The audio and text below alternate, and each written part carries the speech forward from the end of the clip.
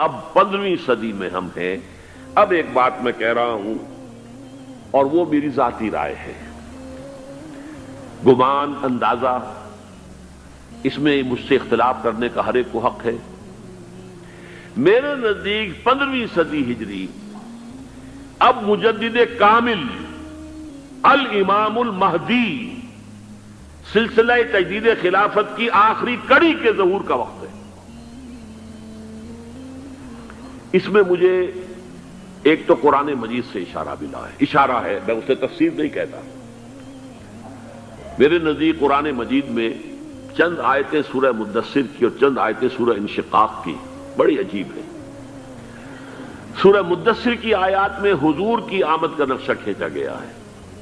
کلا والقمر واللیل اذ ادبر والصبح اذا اسفر انہا لإحدی الکبر نذیرا للبشر لمن شاء منکم ان یتقدم او یتأخر. نہیں، قسم ہے چاند کی. کلا والقمر واللیل اذ ادبر، اور رات کی جبکہ وہ پیٹھ موڑ لے جانے لگے اور صبح کی جبکہ وہ روشن ہو جائے. حضور سے پہلے 600 برس ایسے گزرے ہیں دنیا میں کہ نبوت کا سورج نہیں تھا، بس چاند جیسے مستعار روشنی چاند کی ہوتی ہے، تو سابقہ انبیاء کی مستعار روشنی تو کوئی دنیا میں تھی، دھندلی دھندلی جیسی چاند کی ہوتی ہے، لیکن وہ سورج نہیں تھا. لیکن اب وہ رات ختم ہو رہی ہے، وہ لیل اذ ادبر جا رہی ہے. محمد صلی اللہ علیہ وسلم کا سورج، یہ شمس نبوت و رسالت طلوع ہو گیا. والصبح اذا اسفر انہا لإحدی الکبر. بہت بڑی باتوں میں سے ایک بات ہے جو ہوئی ہے، وہ معمولی واقعہ نہیں ہے. احدی الکبر، یہ تاریخ انسانی کے عظیم ترین واقعات میں سے ہے. بے شک محمدی نذیرا للبشر، پوری نوع انسانی کے لیے نذیر بن کر آئے. یہ تو ہے حضور کا معاملہ. لیکن اب جو معاملہ ہونا ہے دوبارہ، اس لیے کہ خلافت علی منہاج النبوت دوبارہ اب قائم ہوگی انشاءاللہ. حضور کے بعد میں آپ کو بتا چکا ہوں، خلافت راشدہ ختم ہونے کے بعد سے زوال زوال زوال زوال زوال زوال زوال زوال زوال، تھوڑا سا 2.5 سال کا 2 سال کا وقفہ آیا ہے حضرت عمر بن عبدالعزیز کا، ورنہ زوال زوال زوال زوال زوال. اگرچہ اس زوال کو 1000 سال لگے ہیں. یہ عمارت جو محمد نے بنائی تھی ایک دن میں نہیں گر گئی صلی اللہ علیہ وسلم. کھنڈر بتا رہے ہیں عمارت عظیم تھی. 1000 سال کے بعد پھر یورپ کے سیلاب نے آ کر اس کو گرایا ہے اور ختم کیا ہے، ورنہ 1000 سال تک سطوت و شوکت کے ساتھ امت مسلمہ تو موجود رہی ہے، چاہے اسلام جو ہے وہ حکومت کی سطح پر موجود نہیں تھا.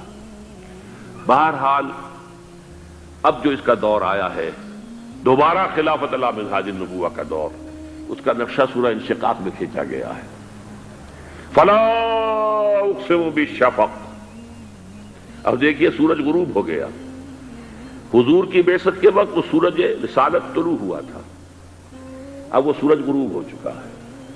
سورج کے غروب ہونے کے بعد صرف روشنی رہ جاتی ہے شفق کی، سرخ سی، بس وہی باقی رہ گئی. اور باقی کیا رہ گیا؟ بدا الاسلام غریبا ویسعود کما بدا فطوبی للغرباء.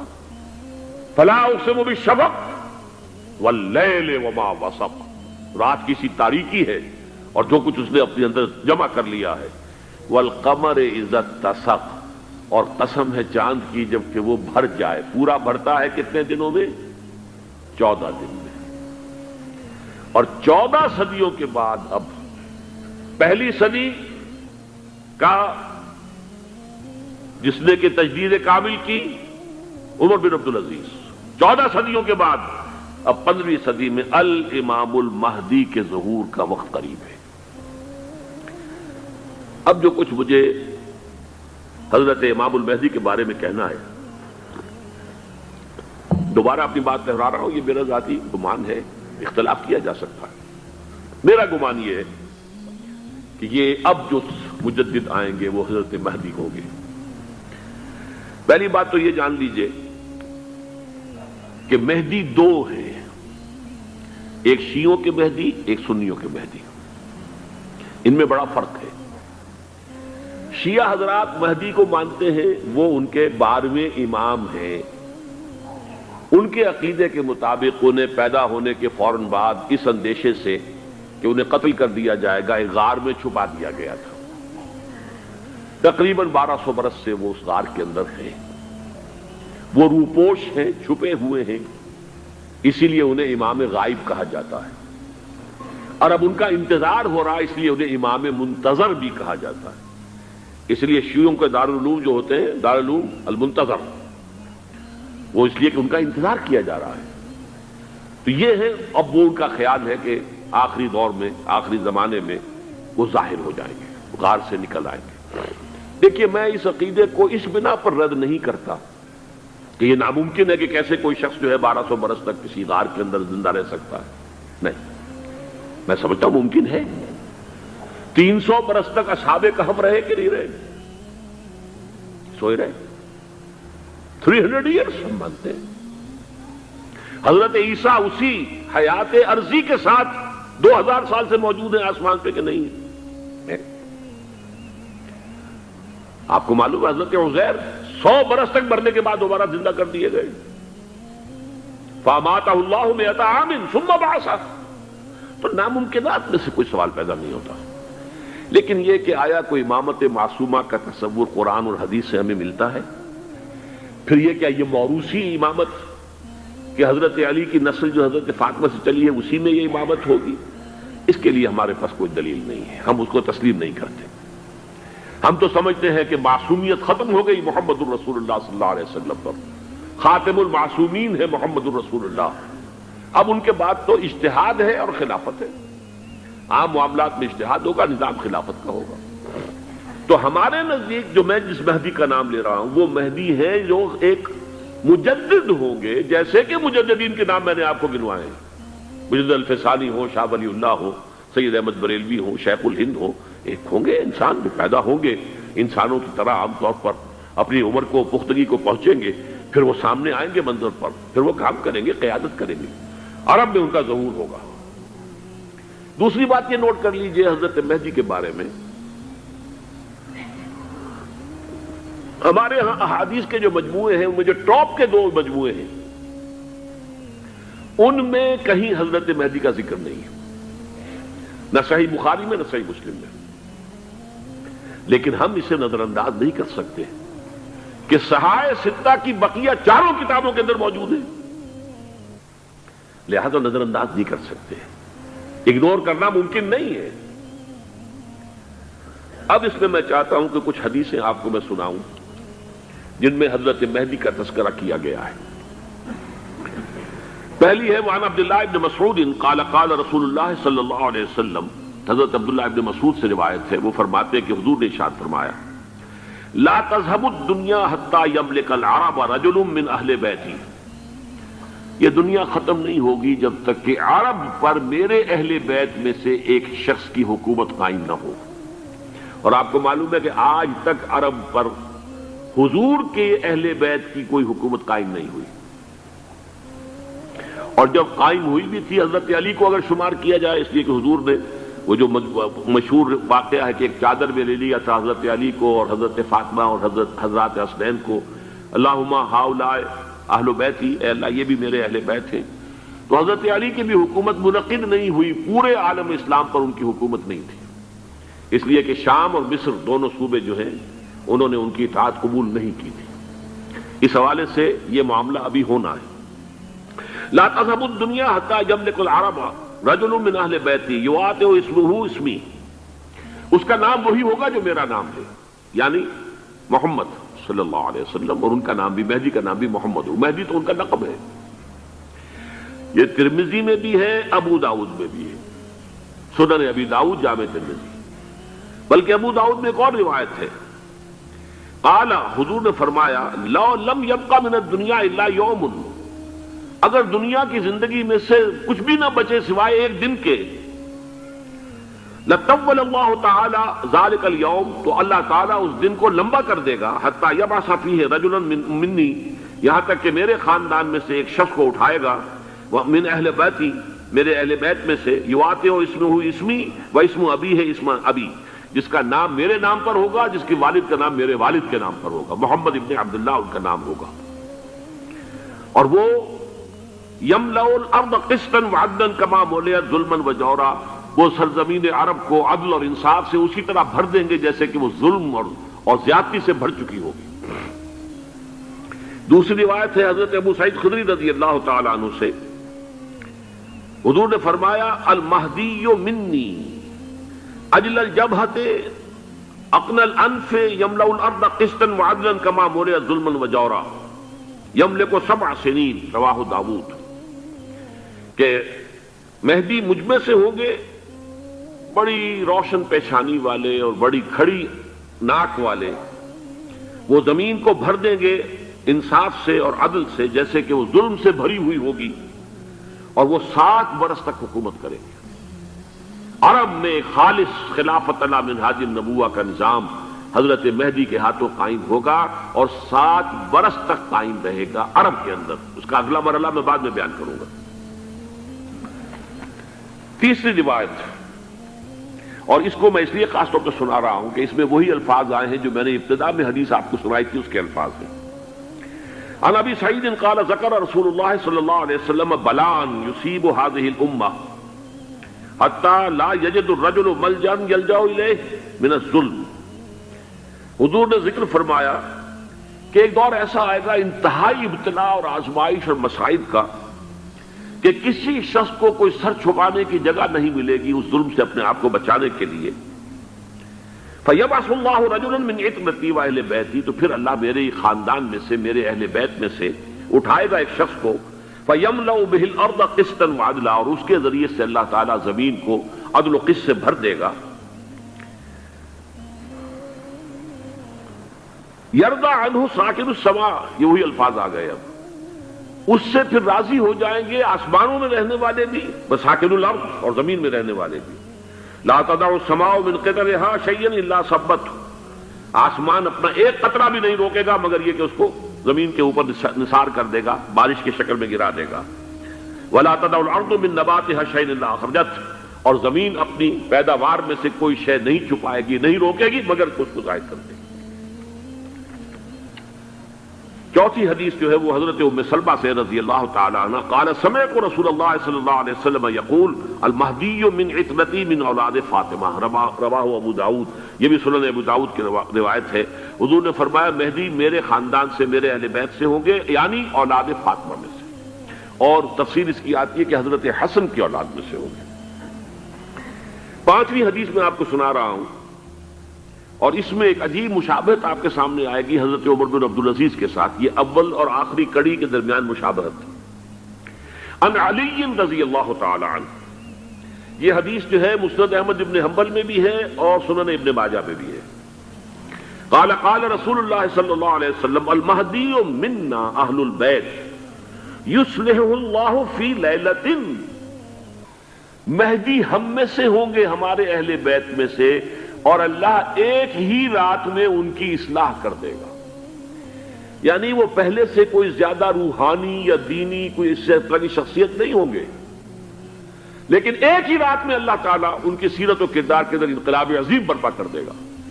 جیسے کہ میں نے عرض کیا تھا آپ سے کہ عمر بن عبدالعزیز کی زندگی میں انقلاب عظیم آیا ہے، خلافت کا بوجھ پڑتے ہی کہاں وہ خوش باش اور خوش لباس اور خوش خوراک، وہ شہزادہ ٹھاٹ باٹ والا، جاگیر والا، گورنر کا بیٹا اور خود گورنر، اور کہاں یہ کہ اس کی وہ درویشی جو میرے نزدیک واللہ عالم، ڈرتے ڈرتے کہہ رہا ہوں، میرے نزدیک وہ حضرت ابو بکر، حضرت عمر اور حضرت علی کی درویشی کو بھی مات دے گئی۔ لیکن کنٹراسٹ بہت شدید ہے، وہاں جو بھی کچھ تھا وہ تدریجاً آیا تھا، ہوتے ہوتے ہوتے ایک انتہا، اور یہاں سڈن آیا۔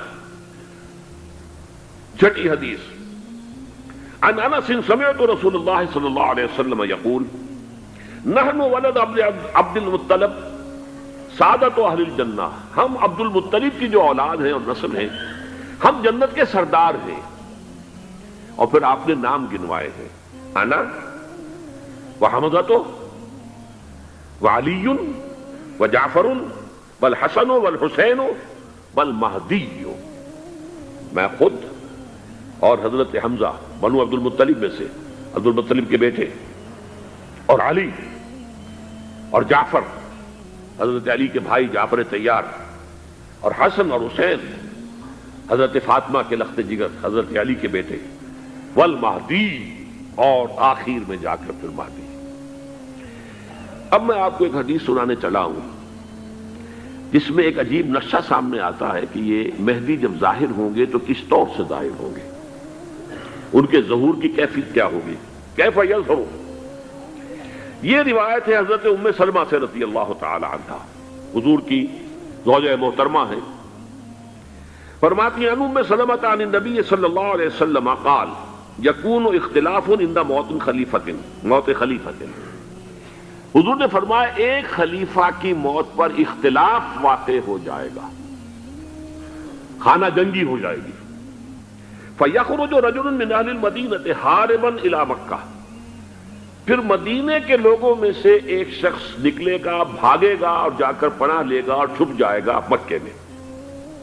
فَيَأْتِيهِ نَاسٌ مِّنْ أَهْلِ مَكَّةِ، پھر اس کے پاس آئیں گے اہل مکہ، مکہ کے لوگ، فَيُخْرِجُونَهُ، اور اسے نکالیں گے، جہاں وہ چھپے ہوئے ہوں گے وہاں سے نکالیں گے۔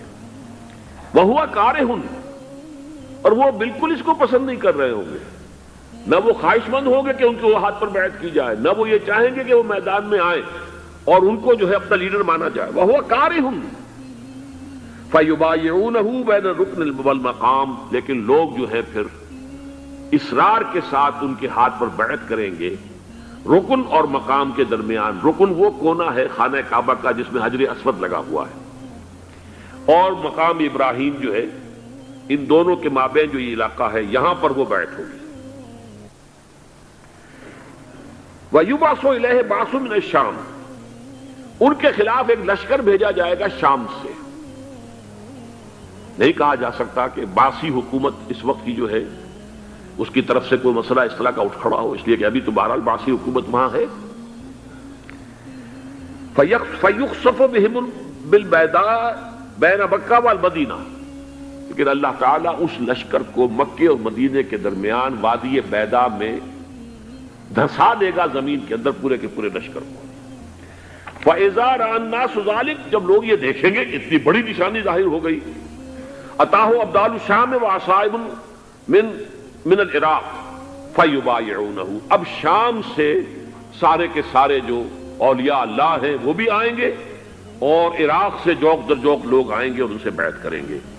وَيَعْمَلُ فِي النَّاسِ بِسُنَّةِ نَبِيِّهِمْ، پھر وہ عمل کریں گے لوگوں کے مابین، حکومت کریں گے اپنے نبی کی سنت کے مطابق۔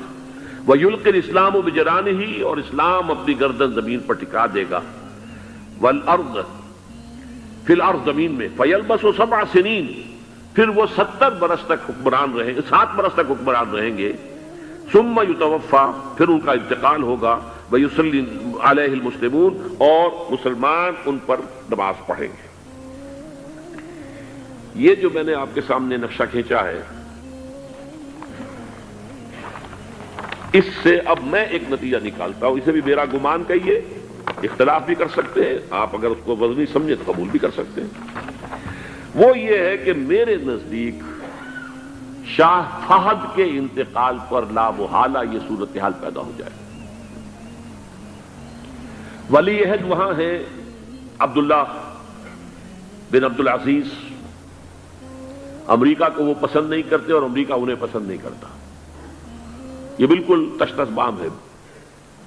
امریکہ نے لازماً جس طریقے سے اپنے پنجے گاڑے ہیں سعودی عرب کے اندر، اپنا فوجی اڈا بنایا ہے، تو آسانی کے ساتھ وہاں سے اپنے پنجے ہٹانے کے لیے تیار نہیں۔ ایک حدیث میں آتا ہے قرن الشیطان، نجد سے شیطان کا سینگ برآمد ہوگا، وہ شیطان کا سینگ ہے، جو میزائل وہاں پر لگے ہوئے ہوں گے اس وقت، در حقیقت وہ سارے کے سارے جو ہیں وہ شیطان کے سینگ ہیں۔ بہرحال کوشش وہ کرے گا کہ جیسے کہ اس نے جارڈن میں کیا، کتنے عرصے سے وہاں شاہ حسین کا چھوٹا بھائی حسن جو ہے وہ ولی عہد تھا، عین وقت کے اوپر آ کر، اور پتہ نہیں کیسی کیسی دوائیاں دے کر اسے لے کر آئے ہیں شاہ حسین کو، مرتے ہوئے کو تھوڑی دیر زندہ رکھنے کے لیے، اور وہ تبدیلی کروا کر جو ہے واپس لے گئے ہیں۔ تو یہ معاملہ ہوا ہے، تبدیلی کروا دی، وہاں تو ہو گئی آرام سے، کوئی بات نہیں۔ بحرین میں بھی غالباً ایسا ہی معاملہ ہوا ہے، واللہ عالم، مجھے یاد پڑتا ہے کہ وہ چاہتے ہیں کہ ہمارا پسند کا آدمی آئے۔ اگر سعودی عرب میں یہ کام کیا گیا تو اس کا لازمی نتیجہ خانہ جنگی ہوگا، اس لیے کہ وہاں کی روایت یہ بڑی سخت ہے، بڑی پختہ ہے۔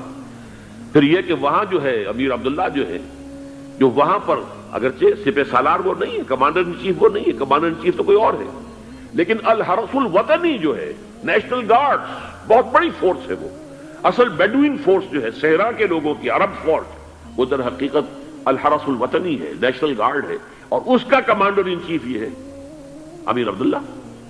تو لازماً یہ شکل جو ہے پوری ہو کر رہے گی. جیسے ہی یہ معاملہ ہوا شاہ فہد کے انتقال کا، تو یہ اختلاف ہوگا، خانہ جنگی ہوگی. پھر کوئی اللہ کا بندہ جو ہوگا، میرے نزدیک، میں آج سے کوئی 6-7 سال پہلے سالانہ اجتماع تھا تنظیم اسلامی کا راولپنڈی میں، میں نے اس وقت وہاں کہا تھا، اسے ذرا اخبارات میں بھی کچھ وہ کنٹروورسی آئی تھی کہ میرے نزدیک امام مہدی پیدا ہو چکے ہیں، ان کے ظہور کا وقت قریب ہے. اور اس کی تھوڑی سی بعد میں مجھے معلوم ہوا کہ جین ڈکسن غالباً نام ہے امریکن اس کا، جس نے یہ پیشن کوئی خبر دی تھی کہ 1962 میں عالم عرب میں ایک بچہ پیدا ہوا ہے کہ جو وہاں کا نقشہ بدل کر رکھ دے گا. یہ جین ڈکسن کی غالباً پیشن گوئی ہے. بہرحال مجھے اس کی پیشن گوئی سے کوئی دلچسپی نہیں ہے. میں تو جو احوال دیکھ رہا ہوں، یعنی اسرائیل کا قائم ہو جانا، اور اس کے بعد اب یروشلم کا مسلمانوں کے ہاتھوں سے نکل جانا، اور اب گویا کہ وہ الملحمۃ العظمیٰ جو ہے تلی کھڑی ہے، کسی بھی وقت جو ہے یہ جو ہے وہ لاوا پھٹ سکتا ہے، آتش فشاں پھٹ سکتا ہے. تو یہ تمام حالات ایسے ہیں کہ جن کی وجہ سے میں سمجھتا ہوں کہ ایک تو جو قرآن مجید کے اشارات میں نے آپ کو بتائے، 14 صدیاں 14 دن میں چاند کا پورا ہونا، والقمر اذا اتسق، 14 دن میں 14ویں کا چاند. اسی طرح اب یہ 14 صدیوں کے بعد یہ صدی جو 15ویں صدی ہے، یہ در حقیقت ظہور امام مہدی کی صدی ہے. لیکن یہ کہ امام مہدی کی حکومت قائم کرنے کے لیے کون لوگ آئیں گے؟ عرب جو ہیں وہ اندر سے کھوکھلے ہو چکے ہیں. عیاشی نے، دولت نے، پیسے نے، دولت، پیسہ، عیاشی، اس کی وجہ سے کھوکھلے ہو چکے ہیں. یہاں میں آپ کو 2 حدیثیں سنانا چاہتا ہوں.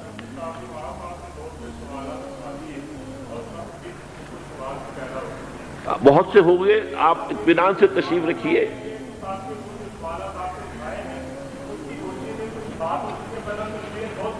بہت ہوگی، بات ہوگی، آپ اس طرح صبر سے سن لیجئے. میں اب تقریباً اپنی گفتگو کے اختتام تک پہنچ رہا ہوں.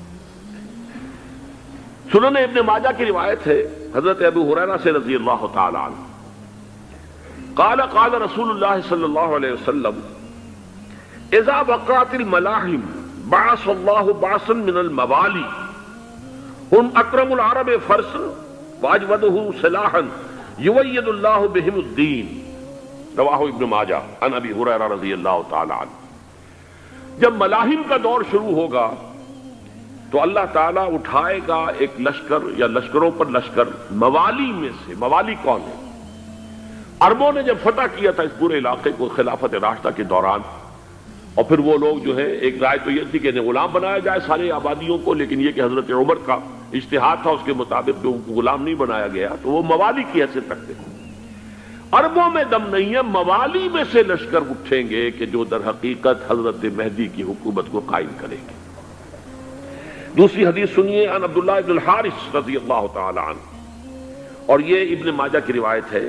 قال قال رسول اللہ صلی اللہ علیہ وسلم یخرج ناس من المشرق فیوطئون للمہدی یعنی سلطانی. لشکر نکلیں گے، لوگ آئیں گے مشرق سے، اور وہ حضرت مہدی کی حکومت کو جمائیں گے اور قائم کریں گے. اب ذرا نوٹ کیجئے کہ جزیرہ نماء عرب کے مشرق میں کون سے ملک ہیں؟ 3: ایران، افغانستان، پاکستان. یہ 3 سالڈ مسلم ممالک، مسلم آبادی اکثریت. ویسے تو یہ کہ آگے ہندوستان میں 20 کروڑ مسلمان ہیں، لیکن وہ 20 کروڑ جو ہے وہ تو 80 کروڑ کے اندر تحلیل ہو جاتے ہیں غیر مسلموں میں. لیکن یہاں جو معاملہ ہے یہ خالص اکثریت کے.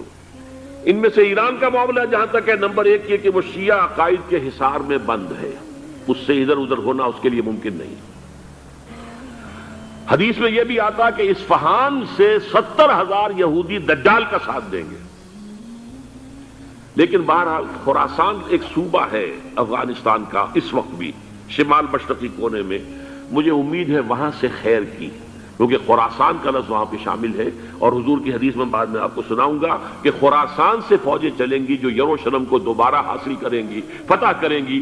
جیسے پہلے یروشلم کھویا عربوں نے تھا، دوبارہ حاصل کیا تھا کرد نے، کرد خون صلاح الدین ایوبی رحمت اللہ علیہ، ایسے اب پھر عربوں نے کھویا ہے، لیکن لینے والے خراسان سے لشکر آئیں گے، یخرج من خراسان رایات سود لا یردھا شیء حتی تنصب بإیلیا، خراسان کے علاقے سے کالے علم لے کر لشکر چلیں گے جن کے رخ کو کوئی موڑ نہیں سکے گا جب تک کہ وہ جا کر یروشلم میں نصب نہ ہو جائے۔ اس کے بعد نام آتا ہے پاکستان کا۔ یہ ہے میری اور آپ کی داستان، اور یہ ہے سبب جس کی وجہ سے کہ میں آپ سے یہ گفتگو کر رہا ہوں۔ اصل میں تو کس لیے؟ محض ایک علمی استفادہ، محض اپنی بات آراء کو ظاہر کرنے کا شوق نہیں، بلکہ یہ کہ اپنی ذمہ داری ہم پہچانے کہ ہم کس مقام پر کھڑے ہیں۔ دیکھیے، اس پاکستان کے بارے میں یا ہندوستان کے بارے میں علامہ اقبال نے کہا تھا اپنے ترانہ ملی میں، میرے عرب کو آئی ٹھنڈی ہوا جہاں سے، میرا وطن وہی ہے، میرا وطن وہی ہے۔ اور مجھے بتایا گیا کہ سنن ابی داؤد میں یہ روایت موجود ہے کہ حضور نے فرمایا کہ ہندوستان کی طرف سے مجھے ٹھنڈی ہوا آتی، اگرچہ مجھے وہ حدیث ابھی نہیں ملی ہے، لیکن حزب التحریر کا ایک کارڈ مجھے ملا تھا، تو اس میں اس حدیث کا اور اس میں ابو داؤد کا روایت کا حوالہ موجود تھا۔ لیکن میں جو چیز آپ کو بتا چکا ہوں وہ یہ کہ الف ثانی کا پورا تجدیدی کارنامہ اس ہندوستان کی سرزمین میں ہوا۔ مجدد الف ثانی شیخ احمد سرندی، شاہ ولی اللہ دہلوی، سید احمد بریلوی، وہ تو ہمارے پاکستان میں آ کر جو ہے ان کا خون جذب ہوا ارض پاکستان میں۔ پھر شیخ الہند مولانا محمود حسن۔ تحریک خلافت چلی تو صرف ہندوستان میں چلی اور کہیں نہیں چلی۔ آزادی کی تحریک چلی پوری دنیا میں، وہ نیشنلزم کی بنیاد پر چلی، ملے نیشنلزم، عرب نیشنلزم، ٹرک نیشنلزم۔ ہمارے ہاں چلی تو اسلام کے نام پر پاکستان کا مطلب کیا؟ لا الہ الا اللہ۔ پھر پاکستان قائم ہوا معجزے کے طور پر، بلکہ نازل ہوا ہے لیلۃ القدر میں، انا انزلناہ فی لیلۃ القدر، جیسے قرآن نازل ہوا لیلۃ القدر میں، یہ پاکستان بھی نازل ہوا لیلۃ القدر میں۔ اس کا برقرار رہنا ابھی تک معجزہ ہے۔ ہندو یہ سمجھتا تھا، کانگریس سمجھتی تھی کہ جھٹپٹ ختم ہو جائے گا۔ پھر یہ کہ اس کا قرارداد مقاصد کا پاس ہو جانا، مزید بھی اور اضافی دفعات دستور میں آ جانا، اب کمرشل انٹرسٹ کو ربا قرار دے کر حرام قرار دینا، یہ سارے لینڈ مارکس ہیں کہ جو اشارہ کر رہے ہیں کسی چیز کی طرف، معاملہ کدھر جا رہا ہے۔ پھر یہ کہ یہ جو 14ویں صدی کے مجدد تھے شیخ الہند، اس کے بعد سے کچھ ایسی شخصیتیں عظیم پیدا ہوئی ہیں ہند میں، جن کو میں سمجھتا ہوں کہ 14ویں صدی کے مجدد اور 15ویں صدی کے مجدد کے درمیان، یہ 15ویں صدی کے مجدد کی راہ کو سیدھا کرنے والے، جیسے کہ حضرت یحییٰ نے کہا تھا میں تو آنے والے کا راستہ سیدھا کر رہا ہوں حضرت عیسیٰ کے لیے، ایسے ہی 15ویں صدی کے لیے امام مہدی کے لیے راستہ صاف کرنے والے سب سے پہلے علامہ اقبال، جنہوں نے اسلام کا تصور دین کی حیثیت سے دوبارہ زندہ کیا ہے، ورنہ اسلام ایک مذہب کی شکل اختیار کر چکا تھا۔ پھر مولانا مودودی، مولانا ابوالکلام آزاد حکومت الہیہ کے نعرے کے ساتھ میدان میں آئے۔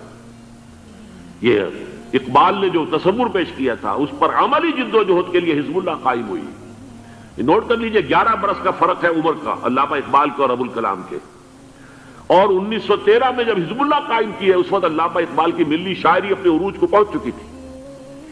پھر یہ کہ علامہ اقبال کے بعد تعمیل جو ہے اس کام کی وہ ابوالکلام نے کی، لیکن روایتی علماء کی شدید مخالفت کی وجہ سے وہ بددل ہو کر چھوڑ گئے، کانگریس میں شامل ہو گئے، بساط جو ہے حزب اللہ کی انہوں نے لپیٹ دی۔ پھر مولانا مودودی آئے، انہوں نے وہ ڈور جو ہے اس کا سرا تھاما، جماعت اسلامی قائم کی حکومت الہیہ ہی کے قیام کے لیے، اگرچہ میرے نزدیک یہ کہ وہ انتخابی اور ایک قومی سیاست کی ایک جماعت بن کر پاکستان میں جو ہے دلدل میں پھنس گئی ہے۔ اب ہم اس کی کوشش کر رہے ہیں، تنظیم اسلامی اور یہ تحریک خلافت جس کے تحت یہ جلسہ ہو رہا ہے، یہ ساری چیزیں وہ ہیں کہ آپ کو سوائے پاکستان کے اور کہیں نہیں ملیں گی پوری دنیا میں۔ معلوم ہوتا ہے کہ پاکستان کو بہت بڑا رول پلے کرنا ہے اس میں، اور اس کے ساتھ اب جمع کر لیجئے افغانستان کی عمارت افغانستان، اسلامی عمارت افغانستان قائم ہو چکی ہے۔ یہ پچھلے 20 سالوں میں جو کچھ وہاں ہوتا رہا ہے اس سے پہلے تصور نہیں ہو سکتا تھا۔ کابل جو ہے وہ تو جیسے پیرس کا تمدن تھا ویسے کابل کا تھا، وہی لباس، وہی سکرٹس۔ یہاں جب آئے تھے شاہ ظاہر شاہ سرکاری دورے پر تو ان کی جو ملکہ صاحبہ تھی ان کے ساتھ وہ سکرٹ میں ملبوس تھی۔ کابل جو ہے وہ بالکل ایک پیرس کی طرح کا شہر تھا۔ آج کابل جو ہے جا کر دیکھیے، علامہ اقبال کے فرزند بھی دیکھ کر آئے ہیں، تو اگرچہ وہ خود میں سمجھتا ہوں کہ خاصے انہیں آپ لبرل کہیں، آزاد خیال کہیں، لیکن اس درجے متاثر ہو کر آئے تھے کہ انہوں نے یہ کہا افغانستان میں جو میں نے حالات دیکھے ہیں کہ اگر 2-4 اور مسلمان ملکوں کے اندر یہ نظام قائم ہو جائے تو پوری دنیا مسلمان ہو جائے گی۔ یہ سب کچھ کیسے ہو رہا ہے؟ یہ آنے والے دور کی جھلکیاں ہیں۔ Coming events are casting their shadows before. یہ سب بتا رہے ہیں کہ پاکستان افغانستان کو مل کر اس میں کوئی عظیم رول پلے کرنا ہے۔ اور اس کے ضمن میں اب میں علامہ اقبال کے بارے میں آخری بات کہہ رہا ہوں۔ علامہ اقبال کے بارے میں عام یہ خیال ہے، انہوں نے اپنے خطبات میں مہدی کا اور نزول مسیح کا، حالانکہ میں کل پڑھ رہا تھا مولانا سید احمد اکبر آبادی رحمۃ اللہ علیہ کا ایک مقالہ ان کا کہ علامہ اقبال نے ابن خلدون کے بارے میں یہ کہا ہے کہ مہدی کا اور نزول عیسیٰ کا دونوں کا انہوں نے انکار کیا ہے، حالانکہ ابن خلدون نے نزول عیسیٰ کا انکار نہیں کیا، صرف مہدی کا انکار کیا ہے۔ بہرحال علامہ اقبال نے خطبات میں انکار کیا ہے، لیکن یہ کہ اپنی شاعری کے اندر میں چیلنج کرتا ہوں کسی بڑے سے بڑے اقبال شناس کو، ان کا یہ شعر ذرا سنیے: خضر وقت از خلوت دشت حجاز آید بروں، کارواں زی وادی دور و دراز آید بروں۔ خضر وقت، امام وقت، رہنمائے وقت، قائد وقت، خلوت دشت حجاز، حجاز کی صحرا کی کسی خلوت گزینی سے نکل کر باہر آئیں گے۔ میں حیران ہوتا ہوں علامہ کے اس فکر پر اور اس مصرے پر۔ یہاں انہوں نے شیعہ اور سنی دونوں کے کانسیپٹ جمع کر دیے۔ شیعہ کا کانسیپٹ یہی چھپے ہوئے کسی غار میں وہاں سے برآمد ہوں گے، اور ہمارا کانسیپٹ میں ام سلمہ رضی اللہ تعالیٰ عنہ کی حدیث سنا چکا، چھپے ہوئے ہوں گے وہ وہاں پر، مدینے سے نکل کر آ کر مکے میں چھپ جائیں گے۔ اس خانہ جنگی کی حالت میں لوگ ان کی طرف دیکھ رہے ہوں گے، سوچتے ہوں گے انہیں میدان میں آنا چاہیے، کوئی پارٹ پلے کرنا چاہیے، امت کی رہنمائی کرنی چاہیے، لیکن وہ چھپیں گے، وہ کارے ہوں گے، وہ اس ذمہ داری کو قبول نہیں کرنا چاہیں گے، جا کے چھپ جائیں گے مکے میں، وہاں سے مکے والے انہیں نکالیں گے، اور وہ کارے ہوں گے، انہیں بالکل یہ پسند نہیں ہوگا کہ یہ ذمہ داری اٹھائیں۔ تو خضر وقت از خلوت دشت حجاز آید بروں، کارواں زی وادی دور و دراز آید بروں۔ کارواں جو چلے گا ان کی مدد کے لیے اس وادی دور و دراز، اس عظیم وادی دور و دراز، یہ وادی سندھ ہے۔ وادی سندھ جو ہے ہم سمجھتے ہیں کہ صرف یہ پاکستان اور پنجاب جو ہے یہ اس میں شامل ہے، سندھ اور پنجاب نہیں، افغانستان کا پورا مشرقی علاقہ اس میں شامل ہے۔ جیسے دریائے جیلم سندھ میں جا رہا ہے، جیسے دریائے گلگت سندھ میں آ کر ملتا ہے، جیسے دریائے چناب اور راوی اور جیلم اور یہ سب جا رہے ہیں اور آ رہے ہیں، اسی طرح دریائے کابل کہاں سے آ رہا ہے، دریائے گومل کہاں سے آ رہا ہے، ٹوچی کہاں سے آ رہا ہے، یہ سارا جو ہے ڈرین جو ہو رہا ہے، ایسٹرن جو ہے پارٹ آف افغانستان، یہ سب وادی ہے۔ اس وادی کے یہ دو حصے ہیں، ایک حصہ جو ہے یہ ادھر پاکستان میں ہے، اور اسی وادی کا دوسرا حصہ جو ہے وہ افغانستان میں ہے۔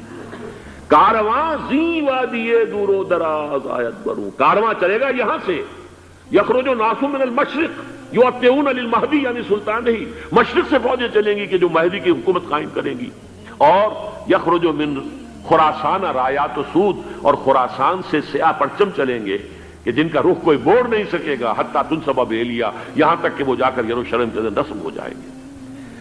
حضرات، میں ایک میری گفتگو کا حصہ باقی تھا لیکن میں اسے چھوڑ رہا ہوں، اس لیے کہ گلوبلائزیشن جو اس کی ہوگی، جو خلافت علی منہاج النبوہ کی تجرید کامل حضرت مہدی کے ہاتھوں عرب میں ہوگی، اس سے پہلے اس کے لیے محنت، کوشش، جد و جہد پاکستان اور افغانستان میں ہو چکی ہوگی جو اسے سپورٹ کرے گی اور وہاں جا کر حکومت قائم کرے گی۔ اس کے بعد گلوبلائزیشن کا جو مرحلہ اس کا ہے وہ حضرت مہدی کے ہاتھوں نہیں ہے، وہ حضرت عیسیٰ ابن مریم ان کے نزول کے بعد ہے، جن کے نزول کے بعد دجال کا خاتمہ ہوگا اور یہودیوں کا استحصال ہوگا، مسلمانوں پر بھی بڑی تکالیف عربوں پر آئیں گی، شدائد آئیں گے، لیکن یہ وہ میں حصہ جو اپنی گفتگو کا آج چھوڑ رہا ہوں اس لیے کہ میں دیکھ رہا ہوں کہ بعض حضرات کا صبر کا پیمانہ اب لبریز ہو رہا ہے، تو میں اس حصے کو پھر ملتوی رکھتا ہوں۔ مدینے چلا میں مدینے چلا، میں مدینے چلا، میں مدینے چلا، میں مدینے چلا میں مدینے چلا میں مدینے چلا میں مدینے چلا پھر کرم ہو گیا میں مدینے چلا پھر کرم ہو گیا میں مدینے چلا میں مدینے چلا میں مدینے چلا